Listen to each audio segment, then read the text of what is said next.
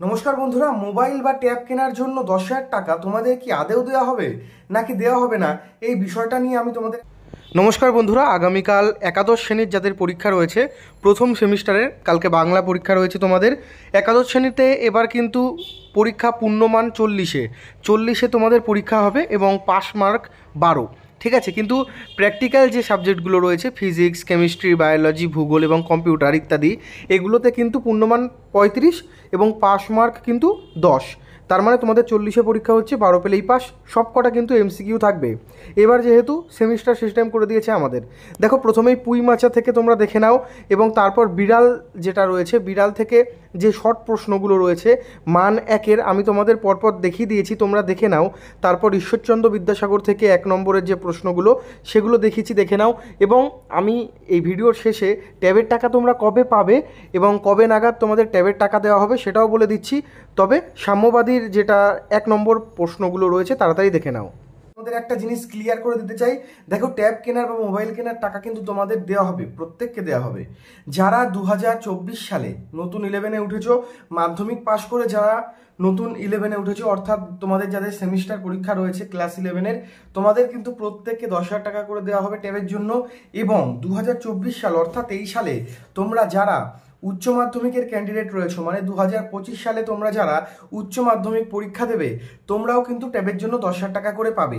অর্থাৎ এই বছর শুধুমাত্র ক্লাস 11 এবং ক্লাস 12 দুজনেই ট্যাবের 10,000 টাকা করে পাবে। যারা ক্লাস 11-এ পড়ছো তোমরাও ট্যাবের টাকা পাবে এবং যারা ক্লাস 12-এ পড়ছো তোমরাও কিন্তু ট্যাবের টাকা পাবে।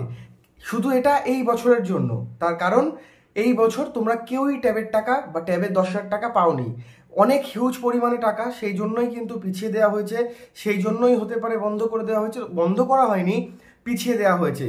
কিন্তু পরের বছর থেকে কিন্তু এটা হবে না, শুধুমাত্র ক্লাস 11ই পাবে।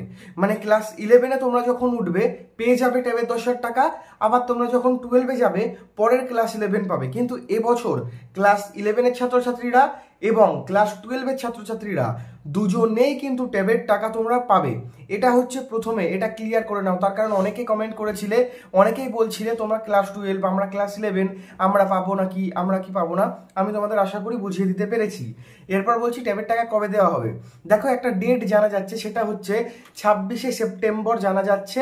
এই ট্যাবের টাকা বা মোবাইল কেনার জন্য টাকা তোমাদের 26শে সেপ্টেম্বর দেবে। আদেও কি দেবে?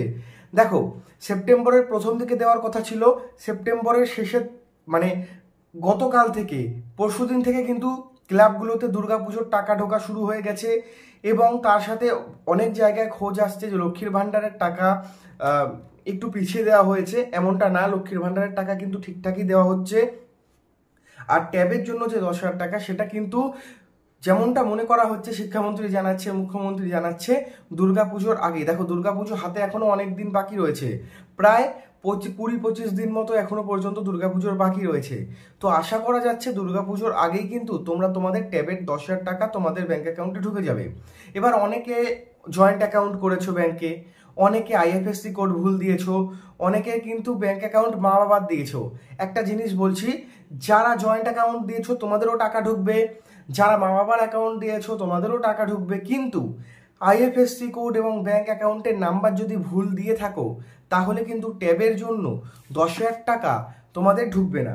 তোমরা যদি আইএফএসসি কোড ভুল দাও বা ব্যাংক অ্যাকাউন্টের নাম্বার ভুল দাও তাহলে কিন্তু যেই টাকা, এই টাকা কিন্তু তোমাদের ব্যাংকে ঢুকবে না, ঠিক আছে।